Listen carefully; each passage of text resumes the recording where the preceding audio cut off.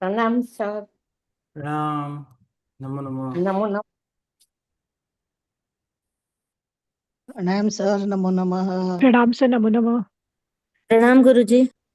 प्रणाम नमो प्रणाम गुरुजी, नमो नमः। नमो नमो नमः। नमः।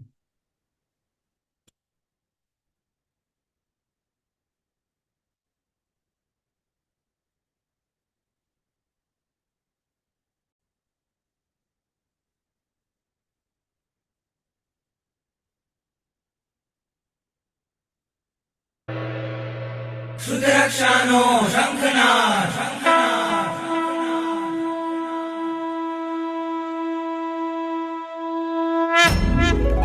वन्दे श्रुतज्ञानं वन्दे श्रुतज्ञानं वन्दे श्रुतज्ञानं वन्दे श्रुतज्ञानम्। ओ देवादिदेवा करु तारी हूँ सेवा, हो देवादिदेवा करु तारी हूँ सेवा।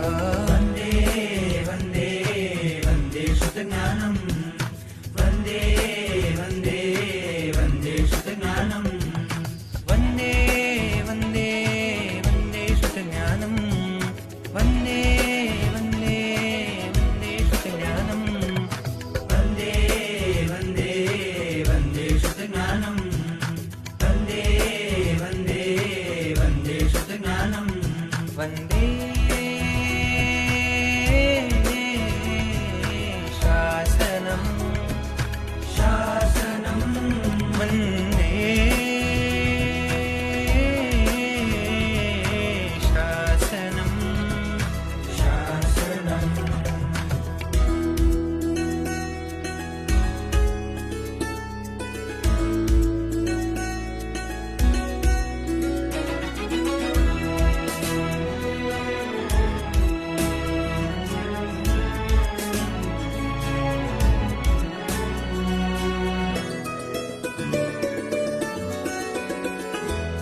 આ વિશ્વમાં જે શ્રેષ્ઠ છે, સર્વધર્મમાં તુલ્ય છે। આ વિશ્વમાં જે શ્રેષ્ઠ છે, સર્વધર્મમાં તુલ્ય છે। સૂરીશ્વરોનો શ્વાસ છે, મુનિઓ તણો વિશ્વાસ છે, મુનિઓ તણો વિશ્વાસ છે। વંદે શ્રુતજ્ઞાનમ વંદે શ્રુતજ્ઞાનમ વંદે વંદે વંદે શ્રુતજ્ઞાનમ।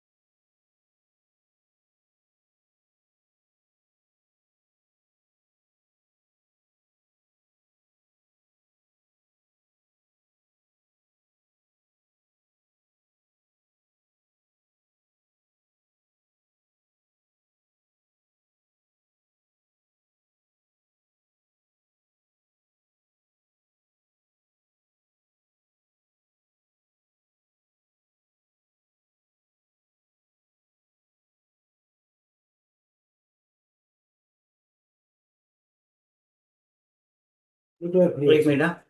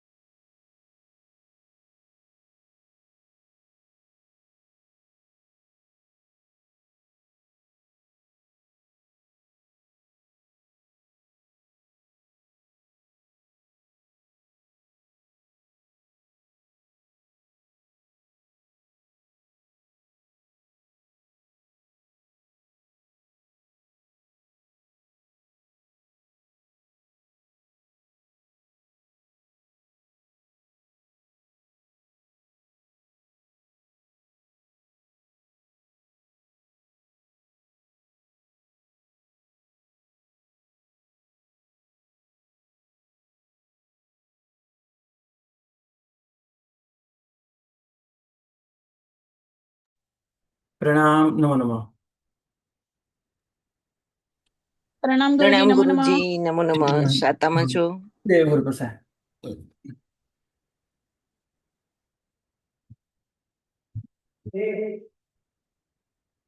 જ્ઞાનાવર્ણીય કર્મ બરાબર છે. હવે આપણે જે ભૂયસ્કાર, અલ્પતર, અવસ્થિત, અવક્તવ્ય આ 4 પ્રકારના બંધની આપણે જે મૂળ કર્મ વિશે વાત કરી, હવે આપણે આ જ વાત શરૂ કરીએ જ્ઞાનાવર્ણીય કર્મની વિશે. તો એના માટે એના બંધસ્થાન એક જ છે, 5નું. એટલે 5 કર્મ બંધાય. એમાંથી એક પણ ઓછા નથી થતા, ક્યારે વધતા પણ નથી. મતિ જ્ઞાન, શુદ્ધ જ્ઞાન, ઉદય જ્ઞાન, મનોબળ જ્ઞાન અને કેવલ જ્ઞાનાવર્ણીય કર્મ. અને આ બંધાય છે 1 થી 10 ગુણસ્થાનક સુધી. હવે આની અંદર આપણે વિચારશું ભૂયસ્કાર, અલ્પતર. હવે ઘટતા નથી એટલે અલ્પતર નથી, અને 5 થી 6 માં નથી, કારણ 6 કર્મ છે જ નહીં. 5 એટલે 5 જ બંધાય. એટલે ભૂયસ્કાર નથી, અલ્પતર પણ નથી. જ્ઞાનાવર્ણીય કર્મ વિશે અવસ્થિત બંધ છે. પહેલા ગુણસ્થાનકથી લઈને 10મા ગુણસ્થાનક સુધી અનાદિકાળથી આ બંધાય છે. આ ભવ્ય જીવને અનંતકાળ સુધી બંધાશે. પણ ભવ્ય જીવ હશે તો અનાદિકાળથી બંધાય છે, અને એ ક્યારેક તો શાંત થશે. એ જ્યારે 11મા ગુણસ્થાનકે જશે ત્યારે શાંત થશે. અવસ્થિત બંધ 1 થી લઈને 10મા ગુણસ્થાનકનો જેટલો ભેગો કાળ થતો હોય એટલો. અભવ્ય જીવને અપેક્ષા અનાદિ અનંત, ભવ્ય જીવને અપેક્ષા અનાદિ પણ શાંત. એ અનાદિ શાંતનો કોઈ કાળ હોતો નથી. એ અનાદિ શાંત એટલે અનંત પૂતગલ પરાવર્તન પણ થઈ જાય, કારણ કે અનાદિકાળથી છે ને બંધાય છે એટલા માટે. એટલે આ અવસ્થિત બંધ થયો. અને અવક્તવ્ય બંધ આમાં થશે. કેમ? કારણ કે 11મા ગુણસ્થાનકે જીવ જાય તો એક પણ કર્મ ન બંધાય. હવે કર્મ ન બંધાય એટલે એ જીવ ઉપસમ શ્રેણીથી પડી જાય એક સમય પછી, કે પછી અંતર્મુહૂર્ત પછી. પણ જ્યારે પણ પડે અને 10મા ગુણસ્થાનકે આવે તો 10મા ગુણસ્થાનકે પહેલા જ સમય એ 5નો બંધ શરૂ કરે. એટલે સંપૂર્ણ અબંધક થઈને બંધક થયો. જ્ઞાનાવર્ણીય કર્મ સંપૂર્ણ અબંધક થઈને બંધક થયું. એટલા માટે લખ્યું કે 11મા ગુણસ્થાનકથી પડીને 10મા ગુણસ્થાનકે આવે ત્યારે પ્રથમ સમય, અથવા 11મા ગુણસ્થાનકે મરે અને સીધા 4થા ગુણસ્થાનકે આવે તો પણ ડાયરેક્ટ 5 જ પ્રકૃતિ બાંધે તો પણ આ અવક્તવ્ય થઈ શકે.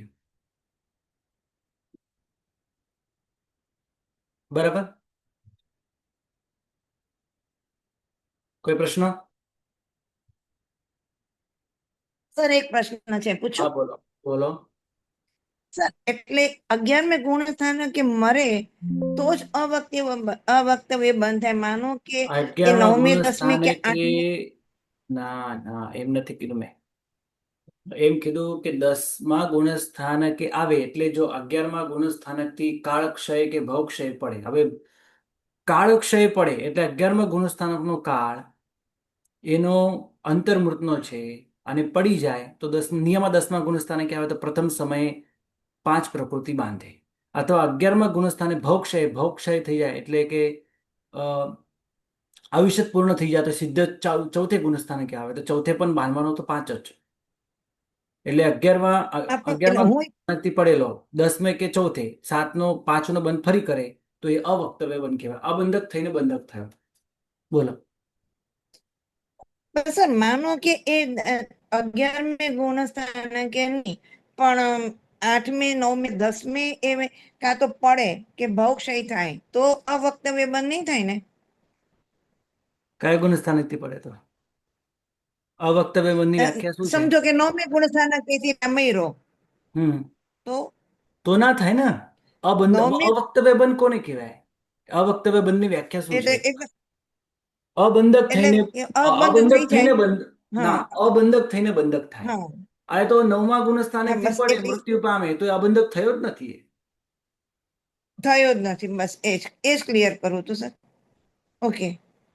બધું લખ્યું જ છે નીચે, ક્લિયર કરી શકો છો. અનાદિ અનંત અભવ્ય જીવને, અનાદિ શાંત ભવ્ય જીવને એ ક્યારે? તો 11મા ગુણસ્થાનક ઉપર, એટલે 11મા ગુણસ્થાનક પડે ત્યારે આ બધું ઘટે, અવક્તવ્ય બંધ ઘટે. સાદી શાંત, હવે જ્યારે પણ આ 5નો બંધ ફરીથી શરૂ થયો તો અંતર્મુખમાં પણ ચડી શકે અથવા અર્ધપૂતગલ પરાવર્તનમાં પણ ફરીથી ચડી શકે, પણ ત્યારે સાદી શાંત ઘટે. ભવ્ય જીવને 11મા ગુણસ્થાનકે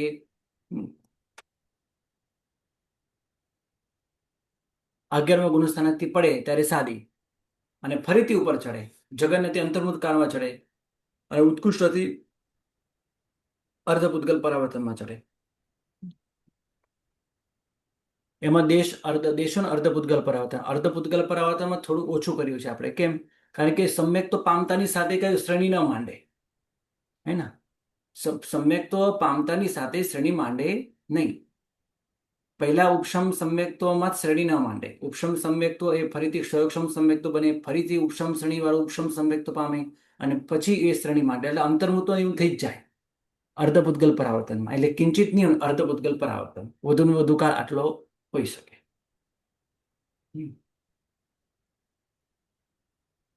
કોઈને કઈ પ્રશ્નો જ્ઞાનાવર્ણ્ય કર્મમાં? આગળ ચાલો.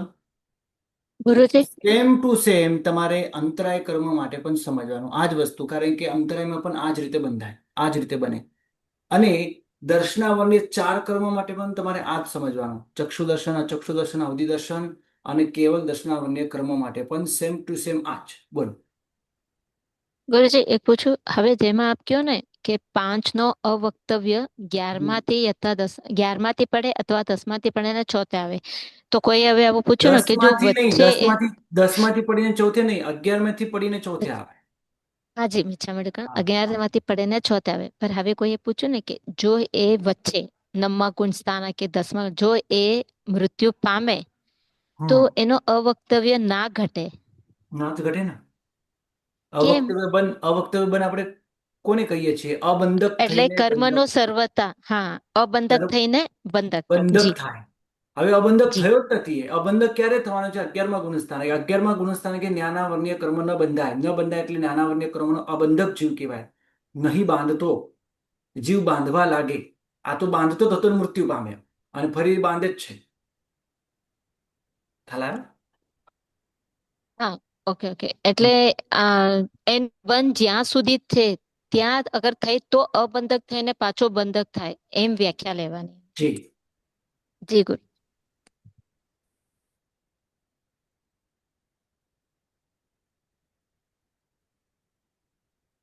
બરાબર. જ્ઞાનાવર્ણ્ય કર્મ માટે જેમ આપણે વિચાર્યું એ જ પ્રમાણે તમારે દર્શનાવર્ણ્ય કર્મ માટે પણ વિચારવાનું. આગળ ચાલુ છું. દર્શનાવર્ણ્યના 4 કર્મો માટે પણ તમારે આ જ સમજવાનું. પણ દર્શનાવર્ણ્ય કર્મની અંદર બંધ સ્થાન 9નું પણ છે, 4નું પણ છે, 6નું પણ છે. 9, 4 અને 6. હવે એની અંદર આપણે ભૂયસ્કાર વગેરે પણ વિચારીએ. એના માટે પહેલા આ બંધક સ્થાન જોઈએ લઈએ. આ બંધ સ્થાન બરાબર સમજવા પડશે, પછી એના ભૂયસ્કાર વગેરે સમજાશે. તો 9નું બંધ સ્થાન બધા જ સર્વ પ્રકૃતિ બંધાતી હોય ત્યારે 9મું બંધ સ્થાન હોય. 4 દર્શન અને 5 નિદ્રા. અને આ પહેલા અને બીજા ગુણ સ્થાનકે બને. 9 પ્રકૃતિ બંધાય. બાકી થિનક ન બંધાય તો 3, 4, 5, 6, 7 અને 8મા ગુણસ્થાનકના પહેલા ભાગ સુધી થિનક ન બંધાય, નિદ્રા દ્વિક બંધાય. એટલે અને બાકીના 4 બંધાય. એટલે 6 પ્રકૃતિ બંધાય, થિનક ન બંધાય એટલે આપણે 9 માંથી 3 કાઢીએ તો 6 થાય. અને પછી નિદ્રાદ્વિગ્ન બંધાય એટલે 8માના પહેલા ગુણસ્થાનકની માંડીને 10મા ગુણસ્થાનક સુધી. આમે 11મા ગુણસ્થાનક તો બંધ છે જ નહીં દર્શનાવર્ણ્ય કર્મ. એટલે આપણે 10મા ગુણસ્થાનક સુધી વિચારણા કરી રહ્યા છીએ. હવે 9નું બંધસ્થાન, 6નું બંધસ્થાન અને 4નું બંધસ્થાન, એના વિશે પણ આપણે વિચારીએ. ભૂયસ્કાર, અલ્પતર, આ બધું. તો નંબર પહેલો, દર્શનાવર્ણ્ય કર્મ પર ભૂયસ્કાર બંધ એટલે વધવું તે ભૂયસ્કાર કહેવાય. જે બાંધતો તો એના કરતાં વધુ બાંધવા લાગે. એટલે 9નું બંધસ્થાન સૌથી મોટું છે તો એને છોડી દેવું પડે. તો 4, 6 ભૂયસ્કાર છે એટલે ઉલટું લેવાનું છે. જે 9નું બંધસ્થાન છે, સૌથી ઓછું નાનું બંધસ્થાન છે, એ છોડી દેવું પડે. એટલે 4નું બંધસ્થાન છોડે. 4માંથી 6માં આવે, 6માંથી 9માં જાય તો 2 ભૂયસ્કાર થાય, નંબર 1 અને નંબર 2. એટલે 4નો બંધક. 4 ક્યાં બંધાતી હતી પ્રકૃતિ? તો 8માના બીજા ભાગથી 10મા ગુણસ્થાનક સુધી બંધાતી હતી. અને ઉપસમ શ્રેણીમાં આ રીતે ચડેલો જીવ મૃત્યુ પામે અથવા પછી આ રીતે નીચે ઉતરતો એ 8માના પહેલા ભાગે આવે. 8માના પહેલા ભાગે આવે તો ત્યારે 4નો બંધક 6 પ્રકૃતિ બાંધવા લાગે. 5મું 22.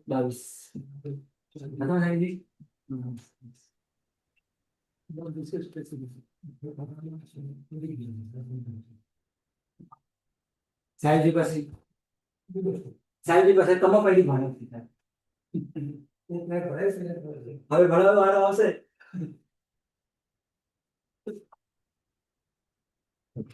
મારા ગુરુજી પધાર્યા છે. જે ગુરુજી પાસે મેં કમ્મપૈડી કરી એ ગુરુ મહારાજ પોતે પધાર્યા છે. અહીંયા જુએ છે કેટલા જણ ભણે છે, કેટલા જણ આવે છે ક્લાસમાં. નામ છે અનંત સુંદર વિજય મહારાજ સાહેબ, જે આપણા ગુરુદેવના શિષ્ય છે. શિષ્યના શિષ્ય કહેવાય. અને આ સંસ્કૃત પાઠશાળામાં ભણેલા. જી મથેનવંદામી સાહેબજી. સાતામાં છો સાહેબજી. સાહેબજી સાતામાં છો. સાહેબજી આપનો ઘણો ઘણો ઉપકાર. આપના વજેથી સર આટલું સુંદર અમને ભણાવી શકીએ છીએ.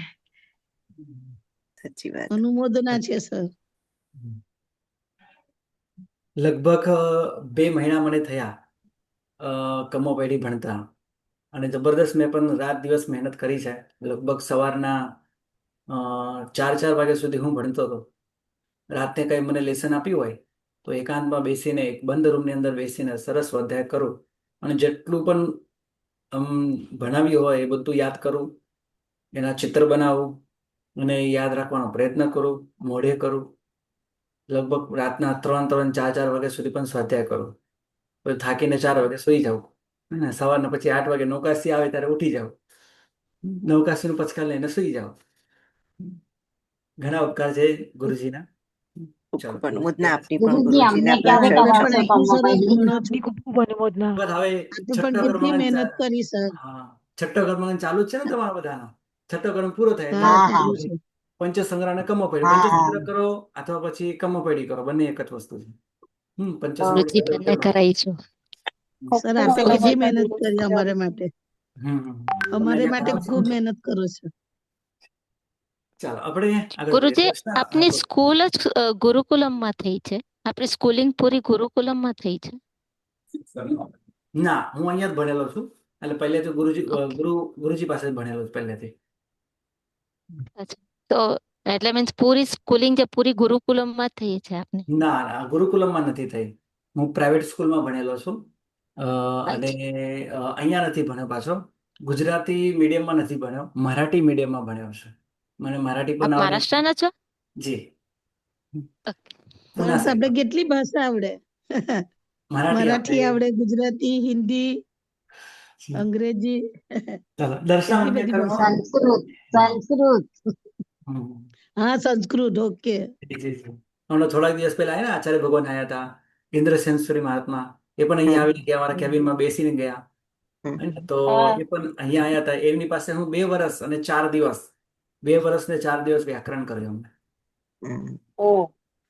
એકલું સંસ્કૃત વ્યાકરણ? હા, એકલું સંસ્કૃત વ્યાકરણ અને સાથે ઓહો. આરંભ સિદ્ધિ નામનો એક જ્યોતિષનો ગ્રંથ પણ એમને ભણાવ્યો હતો સાથે. એટલે અમે સવારના 5:30 વાગે અહીંયાથી તપોવનથી ચાલતા ચાલતા જઈએ ગુરુજી ત્યાં મેરુધામ બાજુમાં જ છે જૈન તીર્થ, જ્યાં નેમિસુરી સમુદાયના ગચ્છાધિપતિ શ્રી મેરુ પ્રભસ્વરી એમનો અહીંયા વિહાર કરતા કરતા કાળ થઈ ગયો હતો. તો જે સ્થાને એમનો કાળ થયો એ સ્થાને આજે બહુ મોટું તીર્થ મેરુધામ તરીકે તીર્થ બહુ પ્રસિદ્ધ થઈ ગયું છે. આપણે તપોવનની જેમ જ છે, બહુ પ્રસિદ્ધ થયું છે.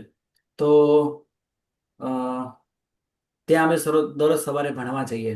સવારના 5:30 વાગે ઉઠીએ તો 5:30 વાગે અમે ફ્રેશ થઈને લગભગ 5:45 ને 6 વાગ્યા પહેલા અમે ગુરુ ભગવાન પાસે પહોંચી જઈએ અને 3 થી 8 દરરોજ 2 કલાક, આટલા મોટા આચાર્ય હોવા છતાં પણ અમને દરરોજ 2 કલાક સ્વાધ્યાય આપતા હતા. બરાબર 2 વર્ષ અને 4 દિવસમાં અમારું વ્યાકરણ પૂર્ણ થયું હતું. આપણને પ્રિયંકભાઈ ગુરુજી. ખૂબ ખૂબ અનુમોદના ગુરુજી, ખૂબ ખૂબ અનુમોદના. અમને પણ બહુ સરસ વ્યાકરણ ભણાવો છો તમે. હાજી સર. સંસ્કૃતનું. બહુ સરસ गुरुजी ભણાવો. હાજી. गुरुजी प्रणाम हाँ। गुरुजी। मेरा बेटा एक्चुअली 3 साल तपोवन में पढ़ा है, हाँ तो हाँ 4 सालों के प्रशम करके मुलुंड से है, तो खास खास अनंत सुंदर महाराज साहब जी को शाता पूछना और मथिन वंदना में कहना। जी जी तो जी बोल बोलता हूँ है ना? मथिन वंदना जी, में जी। शाता पूछे जो मने मथिन वंदना शाता पूछना गुरुजी। जी हाँ, अभी जो तपोवन पाठशाला के अंदर पढ़े हैं, है ना, ऐसे अनंत सुंदर विजय महाराज साहिब ने पूरे नवसारी तपोवन को भी उन्होंने बहुत सालों तक चलाया है। इतने अच्छे अच्छे तपोवन पाठशाला के अंदर तैयार हुए हैं। बराबर है गुरुजी। चलो ठीक है, चलो आगे बढ़ते हैं दर्शनावन्य कर्म के ऊपर भूयस्कार बंध की बात करते हैं। धन्यवाद गुरुजी। હાજી, 6 નો બંધ અને 9 નો બંધ, બરાબર છે. 4 નો બંધક જીવ, 4 ક્યાં બંધાય? આઠમાના બીજા ભાગથી. આઠમાના બીજા ભાગે. આઠમાના બીજા ભાગથી પડીને આમ પડતો પડતો પડતો આવે, હે ને, તો 6 નો બંધ શરૂ કરે. તો 4 માંથી 6 માં આવ્યો, આ ભૂયસ્કાર થયો. 6 બાંધતો બાંધતો હજી નીચે ઉતર્યો. હા, પહેલા કે બીજા ગુણ સ્થાને કે આવ્યો, ત્યાંથી નદીત્રિક વગેરે પ્રકૃતિ પણ બાંધી. તો આ પણ એક પહેલા સમયે જ્યારે શરૂ કરી ત્યારે પહેલા સમય એ ભૂયસ્કાર કહેવાય. કેવી રીતે આવી શકે છે? લખે છે જો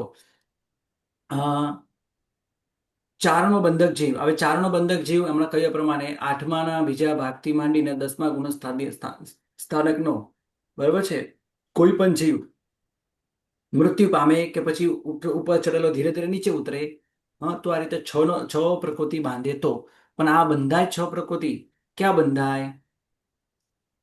6 નો બંધ ક્યાં થાય? કયા ગુણસ્થાનક પર થાય? તો ત્રીજા ગુણસ્થાનકથી માંડીને 8માના પહેલા ભાગ સુધી. 8માના પહેલા ભાગ સુધી બની શકે કે ઉપસમ શ્રેણીમાં જેવો ચડ્યો, મૃત્યુ પામ્યો, તરત નીચે ઉતર્યો અને 6 નો બંધ શરૂ કર્યો. એટલે 4 નો બંધક જીવ 6 માં આવી ગયો. તો પ્રથમ સમય આ રીતે બને. એટલે 4 નો બંધક એટલે માટે 4 નો બંધક લખ્યું, પ્રોપર કોઈ ગુણસ્થાનક નથી લખ્યો.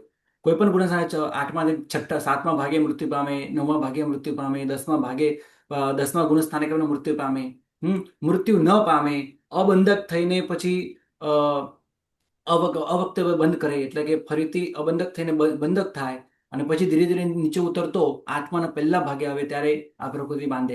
આ રીતે પણ બની શકે. એટલે 4 નો બંધક આ રીતે 6 બાંધવા લાગે ત્યારે. અને 3 થી લઈને 8માના એટલે ત્રીજા ગુણસ્થાનકથી માંડીને 8માના પહેલા ગુણસ્થાનક સુધી આ રીતે પ્રથમ સમય. એટલે આ રીતે પણ ડાયરેક્ટ 11મા ગુણસ્થાનકથી તમે જોઈ શકો, આ 11મા ગુણસ્થાનકથી ડાયરેક્ટ મૃત્યુ પામે અને સીધા 4થા ગુણસ્થાનકે આવે તો પણ થઈ શકે, જે મેં અહીંયા લખ્યું નથી. 11મા ગુણસ્થાનકે મૃત્યુ પામે, 11મા ગુણસ્થાનકે પણ એ અબંધક થઈને, હા, અને સીધા 4થા ગુણસ્થાનકે આવ્યો તો અબંધક થઈને બંધક થયો અને સીધા 4 પ્રકૃતિનો ડાયરેક્ટ 6 પ્રકૃતિનો બંધ કરવા લાગ્યો. તો આ અવક્તવ્ય બંધ છે, જે તમને આગળ હું અહીંયા સમજાવીશ. બરાબર છે? તો આપણે અહીંયા ભૂયસ્કાર લઈએ છીએ. બરાબર? તો મૃત્યુ 11મા ગુણસ્થાન કે મૃત્યુ પામેલી નીચે ઉતરે તો એ અવક્તવ્ય બંધમાં ગણાશે પ્રથમ સમય. બરાબર? પછી અવસ્થિત બંધમાં આવશે, પણ એ ભૂયસ્કાર ન ગણાય. આ તો અબંધક થઈને બંધક થયો ને, તો ભૂયસ્કાર ના કહેવાય. પણ એટલે 4 નો બંધક 6 માં આવે તો જ 6 નો ભૂયસ્કાર ગણાય. અને આ રીતે નીચે ઉતરતો ઉતરતો હે ને 6 નો બંધક જીવ હવે કોઈ પણ ગુણસ્થાનક વાળો હોય, 5 હોય, 6 હોય, 7 હોય, કોઈ પણ ગુણસ્થાનક વાળો જીવ હોય, મૃત્યુ પામે સીધા બીજા ગુણસ્થાનકે કે પછી પહેલા ગુણસ્થાનકે આવી જાય, 9 નો બંધક કરેલો બહિષ્કાર બને. અલ્પતર બંધ. હવે 7 નો બંધ અહીંયા નથી, પણ 7 વાળો 6 બાંધવા લાગે. 9, 7 નહીં, વિચારો 9 નો બંધક 6 બાંધવા લાગે.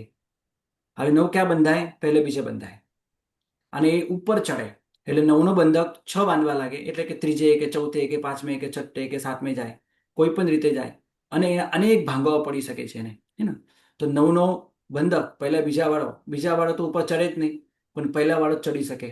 તો પહેલા વાળો ત્રીજે જાય કે પહેલા વાળો કે ચોથે કે પાંચમે કે છઠ્ઠે કે સાતમે જાય. તો આ રીતે 9 વાળો 6 માં જાય તો અલ્પતર બંધ થયો. અને શ્રેણી માંડે 6 વાળો શ્રેણી આગળ માંડે તો 8માના બીજા ભાગે આવે, તો 8માના બીજા ભાગથી 4 પ્રકૃતિ બંધાય. તો 6 માંથી 4 માં આવ્યો, એટલે 6 નો બંધક 4 બંધક, ચોથો બંધક 4 નો બંધ કરે 8માના બીજા ભાગે. તો આ રીતે 4 નો અલ્પતર બને, 6 માંથી 4. અને અવક્તવ્ય બંધ એક 4 નો ઘટે અને એક 6 નો ઘટે. 4 નો કેવી રીતે ઘટે? તો 11મા ગુણસ્થાનકથી પડી 10મા ગુણસ્થાનકે આવે ત્યારે, 10મા ગુણસ્થાનકના પ્રથમ સમય, અથવા 11મા ગુણસ્થાનકથી મૃત્યુ પામે સીધા 4થા ગુણસ્થાનકે આવે તો 6 નો અવક્તવ્ય બંધ થયો, પ્રથમ સમય. આ રીતે દર્શનાવન્ય કર્મ ઉપર ભૂયસ્કાર નીચે અલ્પતર અને અવક્તવ્ય ત્રણેય બંધની વિચારણા કરી. અવસ્થિતની વિચારણા બાકી. અવસ્થિતની વિચારણા કરવાની કઈ જરૂર નથી. અહીંયા અવસ્થિત બંધ જ છે એમ જ સમજો, હે ને. આ બંધ સ્થાનક છે, આ અવસ્થિત બંધ પણ છે. કારણ કે અવસ્થિત બંધ આ રીતે જ છે કે 9 નો બંધ પહેલા બીજા ગુણસ્થાનકે ચાલે. હવે પહેલા બીજા ગુણસ્થાનકનો જેટલો કાળ એટલો તમે અહીંયા લઈ શકો. અભવ્યની અપેક્ષા અનાદિ અનંત, અનાદિ શાંત અને સાદી શાંત ત્રણેય વિકલ્પે ઘટે. 6 નો જે બંધક છે એ સાદી શાંત, અનાદિ તો હોય જ નહીં. આ અનાદિથી કોઈ ત્રીજો ગુણસ્થાનક હોય એટલે સાદી શાંત વિકલ્પે જ ઘટે. આ 6 નો બંધક અને 4 નો બંધક છે એ કેવી રીતે ઘટે? તો ઉપસમ શ્રેણીમાં અને સપક શ્રેણીમાં, બંને શ્રેણીમાં જ્યારે ઉપર ચડે ત્યારે, એટલે 6 નો બંધક એ 4 નો બંધક થાય, એટલે પહેલા સમય અલ્પતર અને પછી સપક શ્રેણીમાં અવસ્થિત બંધ રહેશે 10મા ગુણસ્થાનક સુધી. એટલે 8મા ગુણસ્થાનકના બીજા ભાગના પ્રથમ સમય 4 નો અલ્પતર બંધ અને પછીના દરેક સમય અને 9, 10 બંને ગુણસ્થાનકે 4 નો અવસ્થિત બંધ રહેશે. એનો કાળ કેટલો? તો બધો ભેગો કરીએ તો પણ અંતર્મુદત થાય સપક શ્રેણીમાં. અને ઉપસમ શ્રેણીમાં માત્ર એક સમય મૃત્યુ પામે તો, એટલે 2 સમય ટકે. એટલે 6 માંથી 4 માં આવે, અલ્પતર બંધ થયો અને હજી એક સમય ટક્યો અને ત્યાં મૃત્યુ પામ્યો. તો આ રીતે એક સમય પણ ઘટી શકે. 4 નો અવસ્થિત જે અહીંયા આપણે લખ્યું નથી, તમે આને વિચારી લેજો. ડાયરેક્ટ વેદનીય, ગોત્ર અને આયુષ્યની વાત કરી છે, પણ આ અવક્તવ્ય બંધ પણ છે. લખ્યું છે અનાદિ અનંત, બધું લખે છે. અનાદિ અનંત, અનાદિ શાંત, ભવ્ય ગુણસ્થાનક, ભવ્ય જીવને 11 માંથી પડે ત્યારે સાદી શાંત, ભવ્ય જીવને 11 થી પડે ત્યારે. આ બધા અનાદિ અનંત, સાદી શાંત બધા વિકલ્પો કેવી રીતે ઘટે એની વાત કરેલી છે. બોલો પ્રશ્ન. સર આના પહેલાની સ્લાઇડ જે છે ને, અંતરાય કર્મની, દર્શનાવર્ણ્ય, જ્ઞાનાવર્ણ્ય. ના સર, દર્શનાવર્ણ્યની અલ્પતર ભૂયસ્કર. હા બોલો. સર આમાં જે આપણે 9 માંથી 6 કરીએ છીએ કે 4 કરીએ છીએ, તો અવક્તવ્ય સાથે અલ્પતર સાથે સાથે લઈ લેવાનું? 9 માંથી 6 કરીએ કે 6 માંથી 4 કરીએ તો શું? તો અલ્પતર અને અવક્તવ્ય સાથે સાથે થઈ જશે? હા સાથે થાય ને, પણ પ્રથમ સમય 2 માંથી એક જ ગણાય. તો પ્રથમ સમય કયું લેવાનું સર? હા પછી ક્યાંથી આવે છે એના ઉપરથી છે. એ 9 માંથી 6 માં આવે છે કે પછી 4 માંથી 6 માં આવે છે એ જોવું પડે ને. તો અલ્પતરમાં હા. આપણે અલ્પતરમાં વિચારવાનું શું આવે? જો તમે અહીંયા મેં પણ ઉપર નીચે કરી નાખ્યું છે એના માટે જ. 6 અને 4, 4 અને 6. અહીંયા 6, 4 નથી લખ્યા મેં, કારણ કે અલ્પતર ક્યારે થાય? ઉપરથી નીચે પડતો હોય ત્યારે. ઉપરથી નીચે પડતો હોય ત્યારે. સર અને અવક્તવ્ય સર ક્યારે ક્યારે થાય? ભુયસ્કાર સંપૂર્ણ અબંધક થઈને, એટલે સૌથી ઉપર ચડેલો હોય અને એકદમ તળિયે પહોંચી જાય ત્યારે બને. એટલે 0 માંથી સીધા 6 માં. અને ન પડે તો લાઇનસર પડે તો અવક્તવ્ય બને. હવે બંનેમાં ફરક શું છે મને એમ કહો. આ 4 માં આ 4 માં આ બંનેમાં શું ફરક છે? બસ અહીંયા એક સમયનો જ ફરક છે. હવે અહીંયા 0 માંથી 4 માં આવે તો પ્રથમ સમયે અવક્તવ્ય બંધ કહેવાય. 11મા ગુણસ્થાનકે 0, એક પણ પ્રકૃતિ બંધાતી નથી. અને 10મા ગુણસ્થાનકે આવ્યો તો પ્રથમ સમય અવક્તવ્ય બંધ કહેવાય. અને પછીના સમય અવસ્થિત બંધ કહેવાય. હવે આ 4 નો આપણે અલ્પતર કરવો હોય તો અમારે ઉપર લઈ જવું પડે. એને અલ્પતર કરવો હોય તો 6 નો બંધક, સર ભુયસ્કાર ભુયસ્કાર અને અલ્પતર. હા, ભુયસ્કાર 6 નો બંધક ના અલ્પતર થશે. 4 માંથી 4 4 માંથી માંથી 6 આપણે 6 માં કરીએ જવાનું છે છીએ. ને? 6 માંથી 4 માં જવાનું. 6 માંથી એટલે કે 7મા ગુણસ્થાનક થી 8મા ગુણસ્થાનકે ચડે ત્યારે 6 માંથી 8મા બીજે ભાગે જાય તો 4 થશે ને. ત્યાં અલગ અલગ છે. તમે વિચાર ના કરો, કઈ વાંધો નહીં, ખબર પડી જશે તમને. જી હા, આ જી સર. 4 કેવી રીતે ઘટે? 6 માંથી 4 માં જાય, એટલે કે ઉપર ચડે. એટલે કે 8માના પહેલા ભાગે 6 પ્રકૃતિ બંધાય અને 8માના બીજા ભાગે 4 પ્રકૃતિ બંધાય. તો 6 માંથી 4 માં જાય તો એ શું કહેવાય? અલ્પતર કહેવાય ને. અને જી અવક્તવ્ય બંધ 10મા ગુણસ્થાનકે 4 પ્રકૃતિ બંધાતી હતી. હા, 11મા ગુણસ્થાનકે હવે અવક્તવ્ય બંધ છે. અહીંયા 11મા ગુણસ્થાનકે એક પણ પ્રકૃતિ બંધાતી નથી, 0. 10મા ગુણસ્થાનકે પહેલા જ સમય 4 પ્રકૃતિ બાંધવા લાગે. એટલે આ 4 માં આ 4 માં કેટલો ફરક પડ્યો? આ 10મા ગુણસ્થાનકના પ્રથમ સમય ઘટે છે, એટલે ઉપરથી નીચે પડતા હે ને. અને આ 8માના પહેલા ભાગથી ઉપર ચડે ત્યારે 4 ઘટે છે. એટલે આ 4 માં આ 4 માં ફરક પડ્યો. આ 6 માંથી 4 માં આવ્યો ત્યારે અલ્પતર થયું. અને 0 માંથી 4 માં આવ્યો ત્યારે અવક્તવ્ય બંધ થયું. જી સર.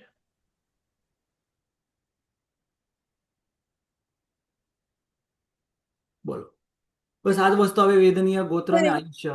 બોલો સર એક ક્વેશ્ચન. સર એ આગળની સ્લાઇડ કરો.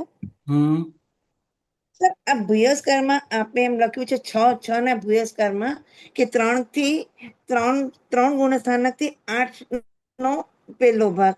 તો સર જો પડે શ્રેણીમાં, ઉપસમ શ્રેણીમાં પડે તો 8માના પહેલે ભાગેથી પછી તો એ 7મે ભાગે 7મામાં થશે તો એ 7 ગણાશે ને. તો એ તો આપણે 3 થી 8માં એમાં પ્રથમ સમય તો દરેક ગુણસ્થાનકે તો નહીં ઘટે ને, કેમ કે એ તો જેમ ચડ્યો એમ ક્રમબદ્ધ જ નીચે પડશે. દરેકે દરેક 8 માંથી કઈ જી ન બરાબર. થાય ને. દરેકે દરેક બરાબર ને? ગુણસ્થાનકે બધું, હા, દરેકે દરેક ગુણસ્થાનકે બધું ના ઘટે. જ્યાં જે ઘટતું એ આપણે એને વિચારવાનું હોય હે ને. એટલે એના માટે તમારે છે ને એક વખત બહુ શાંતિથી બેસીને એક વસ્તુ તમારે વિચારી લેવી, બધાએ એક વિચારી લેવી છે. શું? તો આ શ્રેણી કેવી રીતે મંડાય છે, ઉપસમ શ્રેણી કેવી રીતે મંડાય, સપક શ્રેણી કેવી રીતે મંડાય, ક્યારે જીવ મરે, આ બધી કોમન વાતો છે ને. ઉપસમ શ્રેણી, સપક શ્રેણીને જાણી લેવી જોઈએ. તો જેથી કરીને આ તત્વ બહુ સિમ્પલ આપણને સમજવા માટે બહુ સિમ્પલ બને. સપક શ્રેણીમાં ઉપર ઉપર ઉપર ચડતો જાય એ ક્યારે મૃત્યુ ના પામે. જ્યારે ઉપસમ શ્રેણીમાં ગમે ત્યારે મૃત્યુ પામી શકે છે. એ 8માના પહેલા ભાગે મૃત્યુ પામી શકે, 8માના બીજા ભાગે મૃત્યુ પામી શકે, 3, 4, 5, 6 ભાગે મૃત્યુ પામી શકે, 7મા ભાગે મૃત્યુ પામી શકે, 9મા ગુણસ્થાનકના પહેલા સમયે પણ મૃત્યુ પામી શકે અને છેલ્લા સમયે પણ મૃત્યુ પામી શકે. અને ન એ પામી શકે 10મા ગુણસ્થાનકે પહેલા સમયે પણ મૃત્યુ પામે, છેલ્લા સમયે પણ મૃત્યુ પામી શકે. અને 11મા ગુણસ્થાનકે પહેલા સમયે પણ મૃત્યુ પામે, વચ્ચે મૃત્યુ પામી શકે અને છેલ્લે ગમે ત્યારે મૃત્યુ પામી શકે. જે રીતે ચડ્યો એ જ રીતે પણ ઉતરી શકે, અને જે રીતે ચડ્યો એ જ રીતે ન પણ ઉતરી શકે. સીધા 4થા ગુણસ્થાનકે આવે, મૃત્યુ પામે તો સીધા 4થા ગુણસ્થાનકે. સર મારો ક્વેશ્ચન એ છે, મૃત્યુ પામે તો ચોથે ગુણસ્થાનકે આવે તો હા, ત્યાં એ ભૂયસ્કાર થાય, પણ માનો કે મૃત્યુ નથી પામતો ચોથા અને ગુણસ્થાનકે જે એક મિનિટ રીતે ચોથા ગુણસ્થાનકે ભૂયસ્કાર ન થાય, 11મા ગુણસ્થાનકથી પડે તો. મેં હમણાં 11મા ગુણસ્થાનકની વાત કરી હતી. 11મા ગુણસ્થાનકથી ચોથા ગુણસ્થાનકે આવે એટલે અહીંયા તો અવક્તવ્ય બન્યો હતો, એક પણ પ્રકૃતિ બાંધતો નહોતો, એટલે અબંધક જીવ હતો અને બંધક થયો. હા, એ તો એ થઈ જશે, બરાબર. એટલે આ અવક્તવ્ય બંધ થયો, અબંધક થઈને બંધક થયો. તમે આની વાત કરી, ચોથાની વાત કરી, અવક્તવ્ય બંધની. પણ હું અહીંયા એ કહું છું કે જ્યારે આ જે 4 નો બંધક છે અને જ્યારે 6 માં આવે છે, એટલે 8માના પહેલા ભાગથી જ્યારે નીચે પડે તો એ તો ઉપશમ શ્રેણીમાં તો ક્રમબદ્ધ જ પડશે. હા, ક્રમબદ્ધ જ તો પડશે. 8માના પહેલા ભાગથી પછી તો 7મે ગુણસ્થાનકે જાય તો ત્યાં પ્રથમ સમયે ભૂયસ્કાર થાય, કાં તો પછી જો એ મૃત્યુ પામે તો ચોથે ગુણસ્થાનકે જાય તો જાય ને. ત્યાં ભૂયસ્કાર થાય. હા, થઈ શકે, ત્યાં પણ થઈ શકે. બરાબર છે તો કે પછી બરાબર, તો મારો ક્વેશ્ચન એ છે સર સમજી ગયો. કે કાં તો સાતમા ગુણસ્થાનકે ભૂયસ્કાર થાય અને કાં ચોથા ગુણસ્થાનકે ભૂયસ્કાર થાય, વચ્ચેમાં તો નહીં થાય ને ભૂયસ્કાર. જેમ કે 5મે 6ઠે ગુણસ્થાનકે તો ભૂયસ્કાર ન થાય ને. 11, હા, જો હવે 11મા ગુણસ્થાનકથી પડી ભવક્ષય, અહીં લખ્યું છે 11મા ગુણસ્થાનકથી ભવક્ષય પડે તો ચોથા ગુણસ્થાનકે તો જાય તો ચોથા પર થાય, તો ચોથા પરે થાય. હા, હા, તો અત્યારે તમે જે બોલ્યા એ પણ ઘટે, એ પણ લખી શકાય. ઘટે અહીંયા ને. લખ્યું નથી. હા, ઘટે ને. હા, હા, બસ. ઘટે ઘટે. હા, બસ આને એટલે લખ્યું મારી નથી. હા, અહીંયા આપણે લખ્યું નથી પણ ઘટી શકે. હે ને? એટલે હા, બસ એ જ ક્લિયર નીચે કર્યું પડતો, હતું સર. હા, નીચે પડતો 8માના બીજા ભાગે હતો, અંતે મૃત્યુ ન પામ્યો અને પછી 8માના પહેલા ભાગે આવ્યો. તો 8માના બીજા ભાગે ત્યાં 4 પ્રકૃતિ બાંધતો હતો, સીધા 8માના પહેલા ભાગે આવ્યો એટલે 6 પ્રકૃતિ બાંધવા લાગ્યો. તો પણ આ રીતે 6નો ભૂયસ્કાર થશે. 4માંથી 6, હે ને? તો એ ભૂયસ્કાર 4માંથી 6માં એ ભૂયસ્કાર થઈ શકે. બસ એટલે આપણે 5મે 6ઠે ગુણસ્થાનકે ભૂયસ્કાર આમાંથી એવી રીતે નહીં ઘટે. જ્યારે ઘટી શકે. 4 નો એટલે બંધક અહીંયા તો 6 માં આવે તો. અહીંયા તો આપણે છે ને બધું નથી લખ્યું, કોમન લખ્યું છે. 4નો અબંધક 6માં આવે ત્યારે. હવે બસ, અચ્છા, ભલે કેટલી રીતે આવી શકે એ તમે જાતે વિચારો, કઈ વાંધો નથી. ઓકે ઓકે ઓકે તમે સર. બોલે એ બરાબર જ છે, પ્રણામ. ખોટું નથી, બરાબર, પરફેક્ટ છે. આ રીતે પણ આવી શકે. બરાબર છે ને? બસ. હા, ઓકે સર. સર અને સર એક બીજી વસ્તુ સર, ક્લાસ 2 ક્લાસના રેકોર્ડિંગ બાકી છે, એ મૂકી દેજો ને ટેલી ઉપર. જોઈ લો. લગભગ રેકોર્ડિંગ બાકી નહીં હોય મને એવું લાગે છે, પણ કદાચ બાકી હોય તો મને જોઈને તરત મોકલી આપો. હા, એ 23-24 તારીખના 2 બાકી છે. જોઈ લો, તરત મોકલી દઉં. ચાલો, બસ ઓકે, પ્રણામ આજે સર. આટલું રાખીએ. પ્રણામ, નમો નમઃ. પ્રણામ ગુરુજી. પ્રણામ સર, નમો નમઃ. પ્રણામ પ્રણામ ગુરુજી, ગુરુજી. ખૂબ ખૂબ આભાર. નમઃ.